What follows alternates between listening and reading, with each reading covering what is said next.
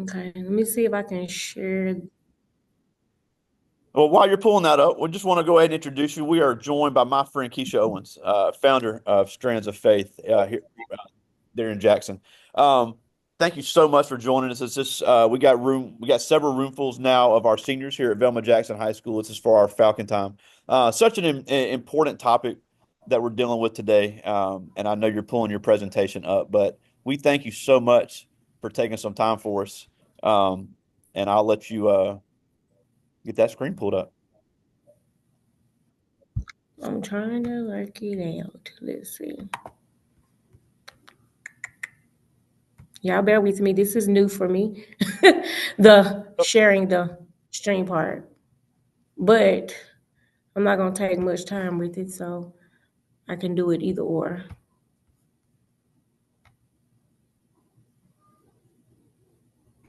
Okay, well, I'm not gonna take up too much time with that.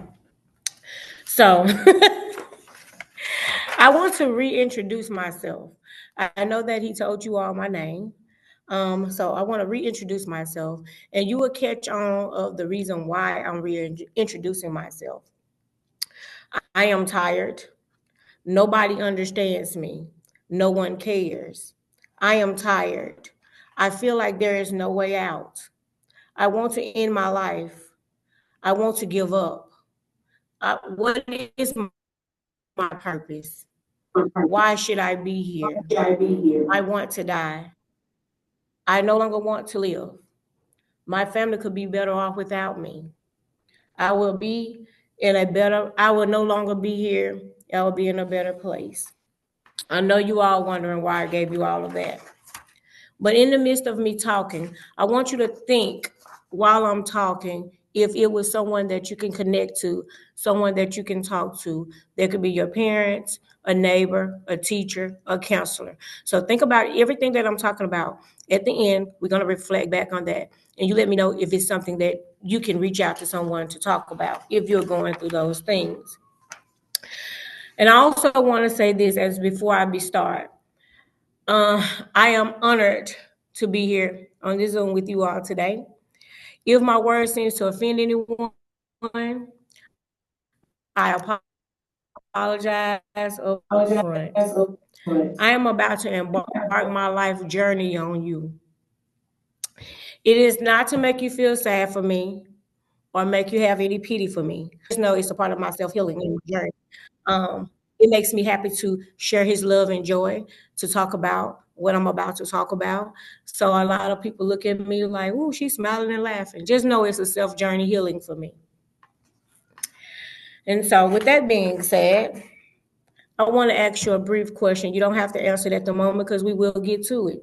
Have you ever wondered why you make certain decisions? Do you find yourself falling into old habits? Do you find that you are triggered by things you do not know why? We all go through things that we're not sure why we go through them or why we're thinking about things and we're trying to figure them out. So that is a part of a journey that we all travels. And also, and I wanted to also with the reflection of this is going to be a day of learning about suicide. It is a phenomenon that is not going away. It's a day of remembering your colleagues, your friends, your families, and strangers who have died by their own hands. A day of reflection and gratitude. A day of reaching out of others and making connections of a day goal setting forward thinking. Meaning that this is our time to think about those ones and to motivate us to keep pushing and to keep going, which it is hard. I will say that. And so my next thing is, what is suicide? You can answer this question if you want. If anybody want to chime in and let me know what they think about what is suicide. What do y'all think?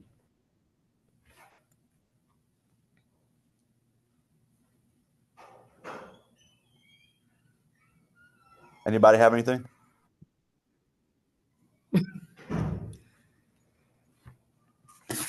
I think they're scared to answer, but yeah, it's Okay, it's I okay. told them It's I okay. It's told a them it was very gonna be a touchy challenging subject thing. today. Oh, I agree, but it's a conversation that we need to have. It's very touchy. It's very touchy. Well, I would say this: suicide is an attempt to escape suffering that can feel unbearable, despite the individual despite the pain to stop. Most individuals that have experience of suicidal thoughts or attempts feel deeply convicted about ending their own life. Suicide is the death caused by someone that intends to harm themselves. Suicide ideation is thinking about or planning to kill oneself. Suicide attempt, the goal of attempting to end one life, but the attempt failed. So I'm gonna share something with you before I go forward. All of those things fall into my life category. My son and my nephew ended their life. And if you look at me and the way I smile and the way I'm talking, you have no clue that I have suicide ideation. So, with that being said, is that I can think about it, I can have a plan, but the thing of it is, I never acted on my plan. And I do talk about it. And so, the key thing is to talk about it, to reach out to someone, to let them know that the thoughts are there. And so that they can help you figure out a way not to act on your thoughts. And also, I'm going to give you a little statistics with that. Did you know that approximately 130 Americans die by suicide every day? To be honest, there are more than that. That since some overdose, some are car crashes, which some people think about car accidents, and they does not realize that some car accidents are intentionally, not totally accidents. And suicide events are not reported as such because sometimes people don't know that they are suicide attempts, but so they can't be reported. Suicide is the second leading cause by the ages of 10 and 34. So I need you to pay attention to my voice when I say this, and you may pick up on it. Methods of suicide: firearms are over 1,338. Jumping from heights is 1,054. Intoxication, 983. Hanging, 1,282. Train, 560. Other, 1280. A total of over 6,497. And again, all these numbers are higher. These is just for right now. Over average, there's 130 suicides per day. One dies every 40 seconds. So if you notice that my voice had went extremely pitch high when I said firearms and hanging. Did you know that suicide has claimed more lives than war and natural disaster causes? And the reason why my voice went high pitch, you'll get to that in a minute. And then you'll understand why my high pitched voice went on two categories. If you didn't know, it went from firearm into hanging. And the reason being, I lost two loved ones to those two. And I often smile a lot when I talk about my son and my nephew. So that's why I'm still grinning, even when remembering the dark times, because I think about the goodness of them, the greatness of them, the things that they have done to help others. Even in spite of their pain, they was able to help other people. And so that makes me smile through them. So I'm going to get into briefly of my story. My life changed in April the 6th, 2018. My son ended his life by hanging himself. Actually, in our well, it was my parents' side backyard, but now it's my backyard. So, because I moved into my parents' home and they moved into another location. So every now and then I look back there. Well, the tree finally fell, but I still have a remembrance of it. So I get to look back there and to remember his places because he loved trees. And August the 6th, now I said April 6th. Now I'm going into April 6th, 2022. My nephew ended his life by a firearm. So, and I'll give you a little few things about Jeremiah. Jeremiah was my ride or die, my let's go out to eat, my hangout partner. He loved bow ties, and I think that's what you remember about the bow ties. He loved bow My bow ties. tie man. Oh yeah, he believed in wearing bow ties. Every guy need a bow tie and a suit. That's what he always tell me. Jeremiah was the youngest of the two. Jeremiah was my youngest son. He had started experiencing depression and anxiety around 14, 15. It had gotten worse. Jeremiah attempted 6 times in during that process 6 times. The 6th time he succeeded. During the 5 times we was able to stop him or talk him out of it. And his cousin, caught him one time and was able to help him. He's tried pills. He's tried hanging before. He actually tried jumping out of my vehicle while I was driving. So these are the things that we have experienced in the over the time of years. And I remember this Bailey day that I was actually on my lunch break and I had to run somewhere. And my mom called and said the tree. And I knew what she meant about the tree because that was always his favorite tree. And he had attempted, beforehand. And so, with all that being said, and before he ended his life, my son started not wanting to take a bath. And these are signs that if you notice about your friends, and even with teachers, if you notice about your students, the outer appearance, because most of the times that we'll come in smiling and laughing, but the inside is hurting really deeply. My son stopped taking a bath. He didn't want to take a bath, even though he took baths. We had to fight like taking a bath.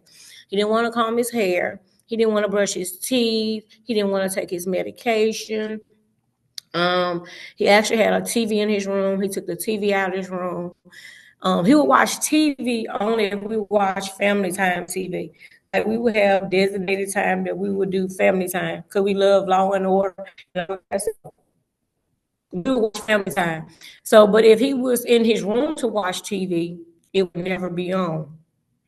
So he took the TV out. He would blacken the windows. So he wanted to put darker curtains up. And at that time, I really didn't quite understand why he wanted to do all that. And so I learned over time, and the amazing thing of it is that a year before his passing, I actually started doing my intern at 988, which is the National Suicide Prevention Lifeline. And I'm not sure if you all can see my shirt. I am still currently here, and it's been 8 years. So it taught me how to listen, to hear, and to try to navigate through what he's thinking, because sometimes we can hear somebody, but are we really listening to them? And if someone tell you that they are having those thoughts, take heed to it, because like I said, he didn't want to get out to bed. He actually made it to Hines. So he did go to school. He passed at the age of 20. And so, with that being said, he was actually almost about to complete his first semester into at Hines, but due with things became overwhelming for him. We actually had a talk before he ended his life. He went to the doctor. We was doing the psychiatrist. Actually, he met his psychiatrist during the first week. During the week before his passing. And so, and that's how people are able to tell you that I'm okay. And really they're not okay because they haven't fixed to say I'm not okay. And so I had to regroup myself because I used to always tell my children, oh, I'm okay. And they see mama smiling and laughing, but mama was hurting. But I had to reteach them to say it's okay not to be okay. And I tell people all the time, if you're not feeling your best, you're not feeling your best. Even as teachers, even I work for JPS as well. I do ISS. And even when I'm having a bad day, I tell the students, look, today not the day. Look, go over there. Look, we're going to figure it out together. Right now, you give a few minutes. Because it's okay to let them know, as young adults, it's okay. Because we're not always there. Because I always say camouflage, because we always camouflage our life. Because sometimes we will let people see the outside of us smiling and laughing, but the inside is deeply hurting. And so I encourage people, to speak out, to talk. If you feel like crying, cry. It's okay. It is okay. And with that being said, he also experienced bullying. And if you have issues with bullying, please speak out and talk to someone, please. He experienced bullying from elementary, middle school, high school. Even with high school, I would say it was as simple as dress code. Like he said, he loved bow ties, and some kids didn't understand why you wear a bow tie every day, but that was just him. nowadays, kids like to wear the baggy clothes below their waistline. He never wanted that. He wanted to be clean cut because he feel like that you should dress in a business attire at all times because you never know who you may meet or who you may run into. And so people used to tease him for that. And I always used to encourage him in spite of be you. Don't worry about nobody else. Be you. But the funny part of all of that was in college, he was teaching the ones that was in his class, even adults, be you. Don't worry about nobody else. Dress how you want to dress. Do what you have the heart to do it. I'm like, why you didn't get that? But it wasn't meant for him to get. So I still smile about that. And also I was going to talking about my nephew for a brief moment. Even as going through relationships, even in high school, you're going in 12th grade, you may be into a relationship with someone, or going into college and becoming in a relationship with someone, even being married in a relationship with someone.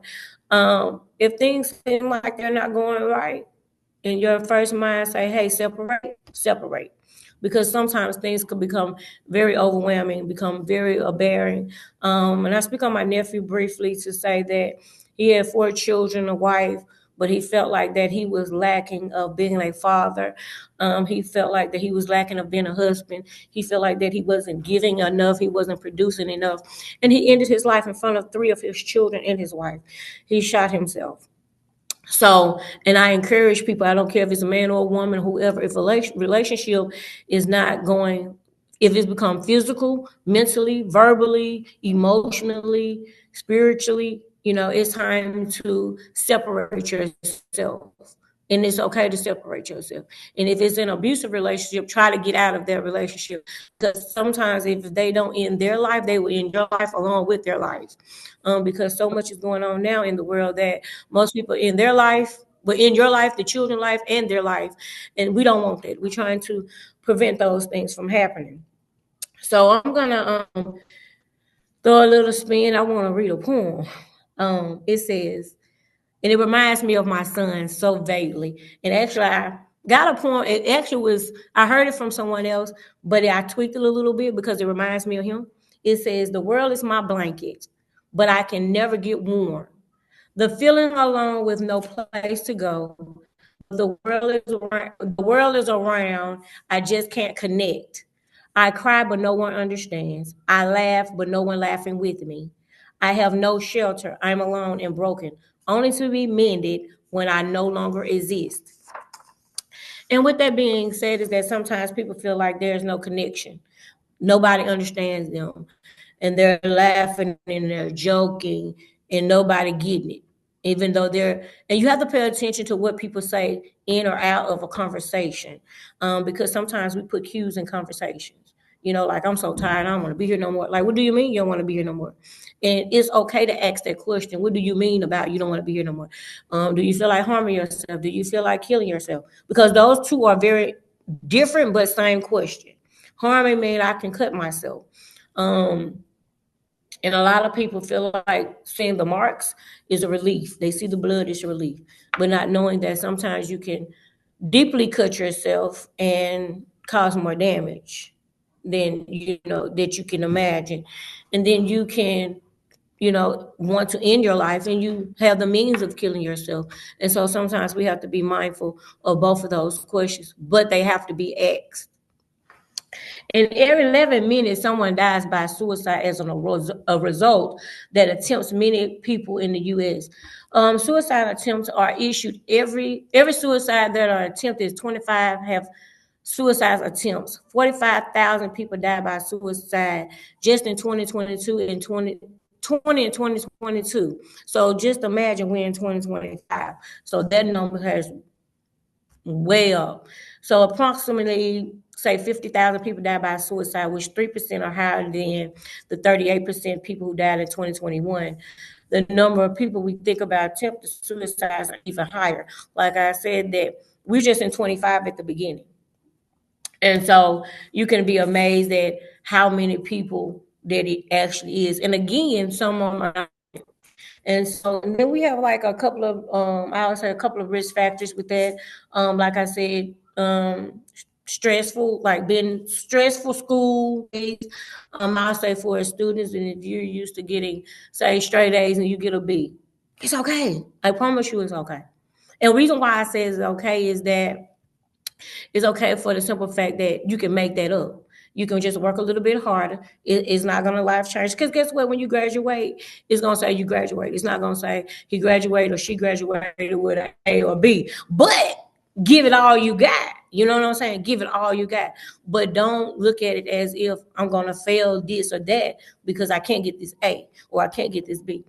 And with Jeremiah had a learning disability. So Jeremiah didn't read very well, but he comprehended very well. He was able to do the task. Once you explained to him, you read to him what you wanted. And this is me just being a parent. I told him, if you brought me a D and that's the best D you got, babe, I'm happy with that D. I'm just as happy with that D as that parent which you got that A. Because guess what? I knew you gave me your best. And guess what? When you gave me that D, the next semester we're gonna work for a C. Then the next semester we're gonna strive for a B. But guess what? If we get stuck in a C, I'm okay with it because you gave me your best. And that's all I ask for is give me your best. Don't give me a D if you can give me a C. Don't give me a C if you can give me a B, but give me your best. And that is something that we have to push for and just strive for. And sometimes, like I said, it's dealing with stress. It's different with home issues, family issues, different things in that factor. So we have to be very careful. And I push the issue of talking with someone.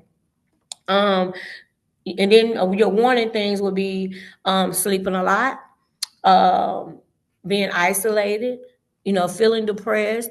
And I would say that if you notice that you try to talk to one of your friends or family members and they used to be in the jolly jolly and all of a sudden they stop wanting to be laffy taffy and they just want to be by themselves, and you notice that, hey, they not really smelling the best, and they normally be the smell good person, check on them. Be like, what's going on? Like, hey, you okay? We have to ask these questions because if you don't even really notice that by you saying, hey, are you okay? That means the world, because a lot of people do not understand that I can be walking, passing someone and be like, hey, you good? You okay? And they realize that somebody noticed them in such pain. And so we have to realize that, again, it's okay not to be okay. But if you see someone and notice, reach out to them. Or if your friend come to you and say, hey, I'm thinking about this, I thought about that. One secret I always say is there's one secret we cannot keep. We cannot keep that secret at all. And also, and even I work for 988, and actually and we're just in the early part of the month. We have taken in closely over 1,000 calls already. But at the same time, it's So great that people are using it, and we'll definitely get that information out to everybody because that is 100% free. right, and 988 is actually just what it is, 988, and you hold the line, and you will speak to a live person. And it's 24/7. So meaning if you up at 1 o'clock, 2 o'clock, 3 o'clock, and even for teachers, if you done had a rough day and need to vent, that's just not for suicide. It could be if you just need someone to vent to, someone to talk to, or or trying to find other resources. We try to do those things.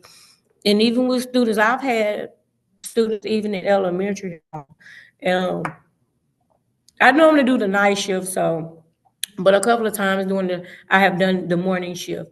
And I've had kids that call on their way to school, actually on the bus, talking to me before they get to school because they couldn't talk to their parents. And so, I have to encourage them to talk to the counselor. And then I've had some high schoolers, middle schoolers like, well, no, I don't like talking to counselor. Okay, if you don't like talking to the counselor, talk to a teacher. Because out of 8 teachers, you got one of them that you like, And I always say, find that one teacher that you like, one that you can vent to, one that you can rely in, and just give it to them. And then guess what? They will go make that necessary step for you to help you get to where you need to get to. But I always tell people that no matter what, that is one secret you do not keep. If your friends say, I don't want to be here no more, I feel like killing myself, what is my purpose here? When they start saying things like that they normally do not say, you get to your parent, their parent or teacher or whatever the case may be, whoever you can get to first, because that is the secret. Like I keep stressing, that is that we don't want to keep, because if something happens, I don't want you to blame yourself that what if I could have stopped that person from doing it. So, but never blame yourself if something does happen. And so we can get over so even for the year, we had like over 20,000 calls that came in 24. So we just at the Wow. beginning of 25, and we was over 1,000 of Wow. calls that comes in. So, um, Wow. and yeah, it gets there very deeply. But I enjoy it. I've been doing it for 8 years. And I wouldn't trade it for the world. And I think that it was designed for my purpose, to move into my purpose. And because sometimes we don't know what our purpose is. So I love sharing that, to say that 988 is a great verse for anybody. And also, and even with the young ones, if you don't want to um, do vocal, like talk to them, you can do chat. So you can also do chat for them with 988. So, and I know that I wanted to say this. I just want to leave this with you. Life is not by coincidence, and nor is by accident. We are on this earth for a reason, and we have a purpose for the only for you to fulfill. Please reach out to someone if you know that you are sad, lonely, depressed, or just going through something. And there's all the things that I was saying. If you're dealing with something and you feel like there is no way out, and I promise you, everything is temporary. Everything that goes on in life is just temporary. It's not a permanent thing. And sometimes people make permanent decisions, like my son and my nephew. It was a permanent decision on a temporary decision, on a situation, meaning that we thought we could fix, but we couldn't. Because I always tell people this, and I say this: if I tell you that it's $1 million if I put it in a 6 feet hole, and I tell you, oh, you just got to dig 6 feet and you got $1 million, the average of us going to dig 2 feet and say, I'm tired, I give up. But even though I told you it was at 6, but this is the funny part. If you would have dug just one more feet, which would make 3, guess what $1 million was? At 3. It was never at 6. But we get tired and we give up and we get frustrated. We get overwhelmed, meaning even with work, we get overwhelmed. We get overwhelmed as being parents. We get overwhelmed of being teachers. We get overwhelmed of being wives. We get overwhelmed of being students, siblings, or whatever. But over time, things does get better. I promise it does get better.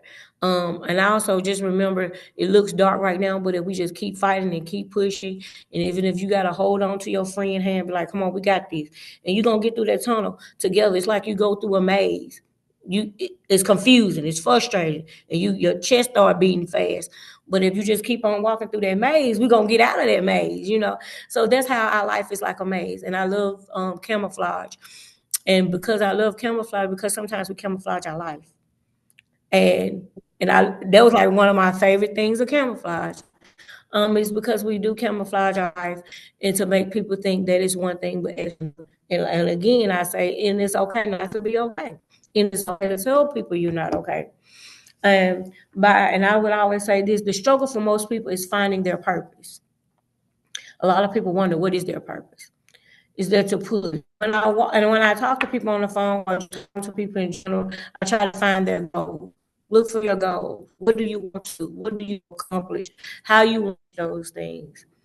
And keep pushing in those aspects. Just stay focused. You know, it's gonna be hard, but give yourself a challenge to say keep focused. Even is the thing we do every year now. People do the vision board. What you want to do, put it on the vision board and put it in your room. So every morning you get up, you can look at what you want to do, the aspect, and telling your story, which is me, to let people know that you are not alone. You're not alone. And I encourage people to seek help.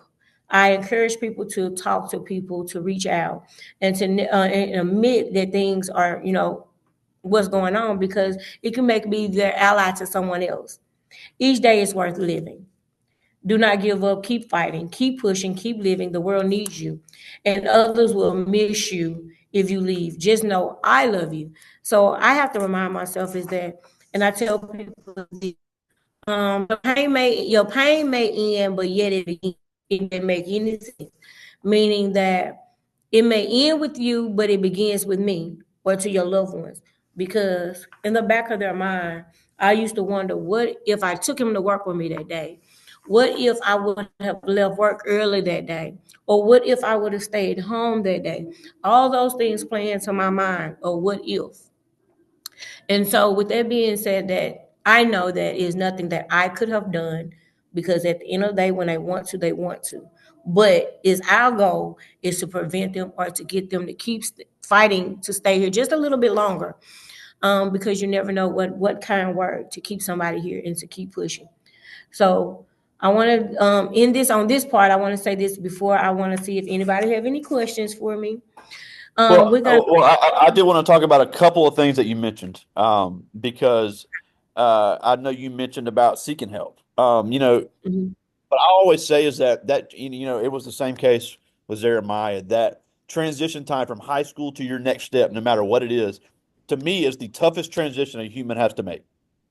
And all of these college True. campuses, community colleges, they all offer free mental health services on campus. So there is always the people available, because that's one of the big things people say. Well, I can't afford to go to therapy. Well, on a college campus, that is provided for free to any student. So I want everybody to know that no matter where you choose to go to school, community college, university, those mental health services are available to everyone. And then also 988, Yes. like you mentioned there, that's a national hotline. It is 24/7. It is 100% free. There are people there that are willing to listen. So it really is so important to understand that, look, I'm not a mental health professional, but I'm going to tell you, you know, let's find some ways and find people that will talk to you. There's always resources, and I love the way you described it, that no matter what crisis you're facing, it's not a permanent crisis. Like you said, it's a permanent solution to a temporary problem. And like you said, this is, for those that came in late, because we had a couple teachers join us since we started, this was very personal to me today, because the first class I ever had as a teacher, Jeremiah was in with my bow tie man. And, it's hard to believe that was 12 years ago. But at the same time, like you said, I wonder, there's something I could have done. People that are left behind are always going to be faced with that. And yes, you sympathize for the person because of their pain, but at the same time, you have to look at the people that are left empty. Look at the people that love this person and miss this person, and it really is something. A lot of times, if people would have talked about things, and I know one of the things you've done, if you started Branches of Faith, where your slogan is "In the Stigma." Because look, it's not a secret, and I feel very comfortable saying this. For decades in the black community, this was looked at as taboo. Black people don't kill themselves, black people don't get depressed, and that is 100% false. Nobody is exempt, no race is exempt from having mental health issues. Every single person that's watching this, every single person that sees this later, especially these kids, when they go on to their next step after they graduate, no matter where it is, they are going to face a mental health crisis. Some larger than others, but it is going to happen. So being prepared for that and knowing that you have resources and people there to help you is the first step in preventing tragedies that happen every day. Like you said, 130 people a day. Right.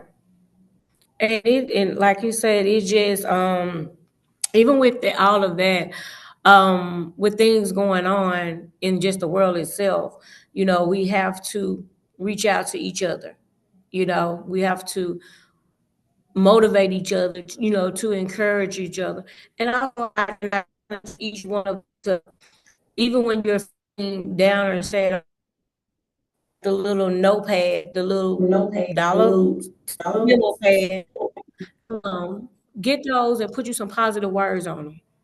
Um, Even if you like scriptures, whatever to put on them, and put them in your mirror or in your phone or whatever. So when you get to those points that you're feeling tired or frustrated or overwhelmed, you can always, remind yourself, that I'm worthy, that, I'm trustworthy. I'm somebody's sister, somebody's child, whatever that it needs that you can give to yourself. Because just like you said, it is a great transition from middle school to high school, from high school to college.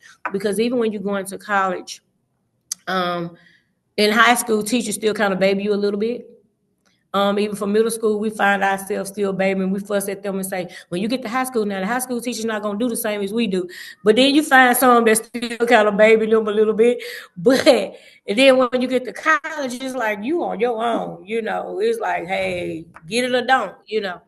But it's very challenging. And I will say use every free resources that you have. Some people can afford, going to counseling and therapy or whatever, but hey, if you got them at the school, and even if you feel not comfortable doing the therapy, like I said, find a teacher, find an adult that you can talk to so that they can help you get to that next step. Never feel like that you're by yourself. Never feel like that you're alone, because it does feel like that, but you're not by yourself. You're not alone. And I will speak up on the logo, the organization that I started was Branches of Faith. Jeremiah Safe Haven.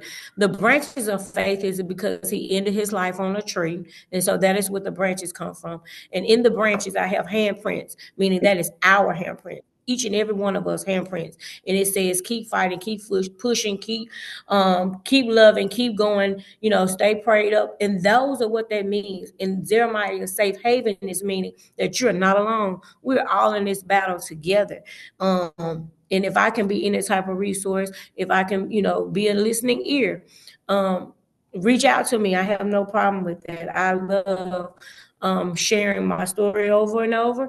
I am very honored, like I said, to be here. I always wanted to talk to a high school. And next time I'm going to come in person. I like in person more. Yeah, So, we would love to have you come on. We would love to have you come on campus because, like I said, and we're almost out of time, and we thank you so much for sharing this powerful story.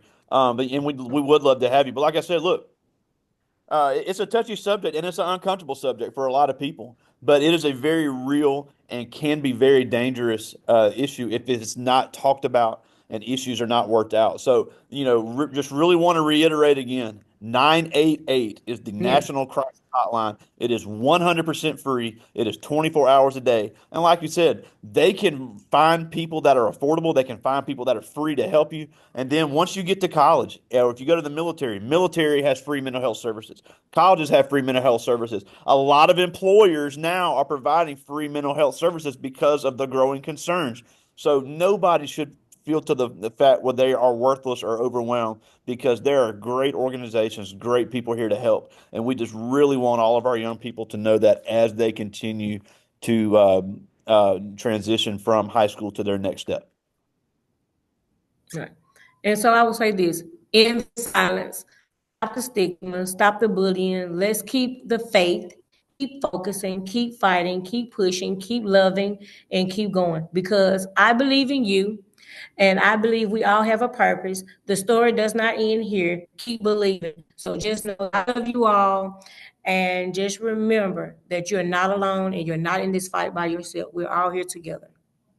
Love it. And like I said, if anybody wants to reach out, I can definitely get them in contact with you. Kysia Owens, founder of Branches of Faith, one of the best mothers of a student I've ever had, one of the best people I've ever met. Thank you so much for sharing the story with us today. You're welcome. All right, talk to you soon, buddy.